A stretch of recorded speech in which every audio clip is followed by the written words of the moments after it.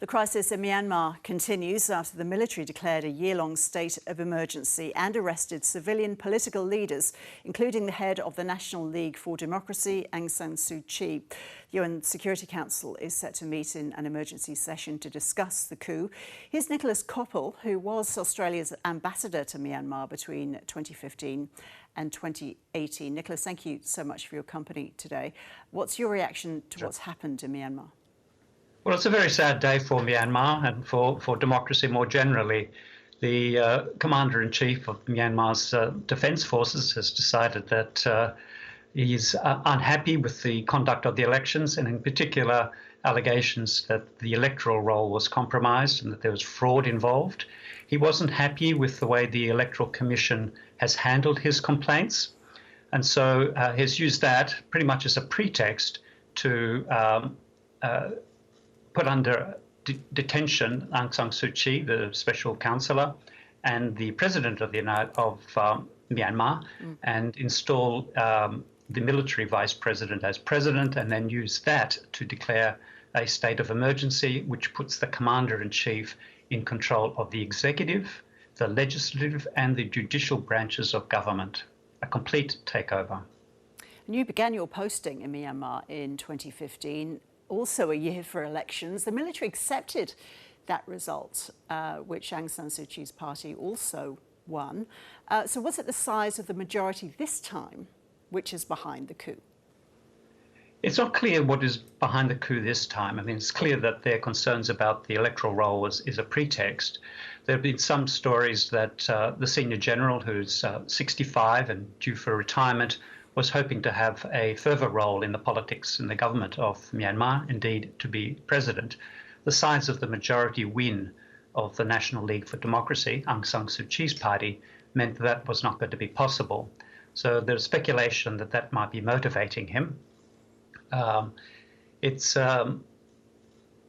clear that the relationship between Aung San Suu Kyi and the senior general has never been good, and that the relationship has deteriorated over recent times. Australia is one of the few countries to have maintained a full embassy. Does Australia have a particular relationship with Myanmar that's different to other nations?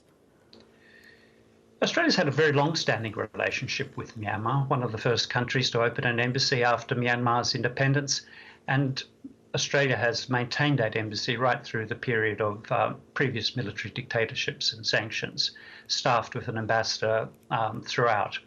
Other countries either closed their embassies or, in some cases, withdrew their ambassadors and had the embassy headed by a charge d'affaires. Australia has also had a very large development assistance program in Myanmar and was the first country on a large scale to be working with the government of Myanmar in a partnership in the delivery of that aid program, recognising the importance of rebuilding the bureaucracy for Myanmar's transition to a functioning democratic society. Let's look at international reaction then. US President Joe Biden is threatening to reimpose sanctions on Myanmar. How's the military likely to respond to international pressure? The military is impervious to international pressure. They have managed it for decades, and they've managed it by developing close relationships with other military suppliers and providers of training, such as the People's Republic of China and the Russian Federation. Sanctions against the military leaders are already in place. They've been in place since the Rohingya crisis in response to that. So it's not too clear what additional sanctions are being contemplated by the United States or other countries. Certainly more broad-based sanctions against the country generally would harm the people of Myanmar, who are already, it's a very poor country and have suffered a lot. And I don't think that will get much traction.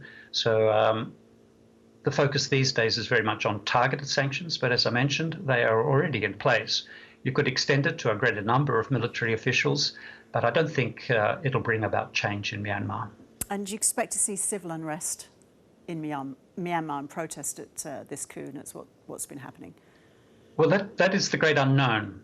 Aung San Suu Kyi has an extraordinary following within Myanmar and extraordinary support. That was seen in last the elections in November last year, where she won a phenomenal majority of the seats. And she is the icon of the country, notwithstanding what the rest of the world has views on her. Within Myanmar, she's enormously popular. So whether the people take to the streets and whether the civil disturbance is to be seen, the Commander-in-Chief has under his authority all the coercive power of the state. He appoints, even before, when under the civilian government, he appointed the Minister for Defence, he appoints the Minister for Home Affairs, which controls the police, and appoints the Minister for Border Affairs. So all the firearms within the country under the government's control come under the Commander-in-Chief. The military has shown in the past its willingness to use its lethal force against its own people. The people of Myanmar, and that wasn't terribly long ago, the people of Myanmar are well aware of that. Whether they will take to the streets or not in protest is to be seen.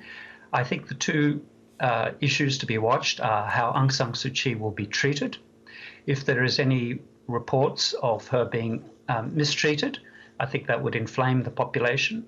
If there are no reports of her whereabouts or her well-being, that too might inflame the situation. But constraining that will be also an awareness that civil disobedience and civil instability is within the constitution of Myanmar one of the provisions which provides a justification for the military to continue to run the country. So at the moment, the coup that has been put in place, it has been stated that it will be for 1 year. But if there's civil disturbance, that could be a pretext for the military to stay for a far longer period.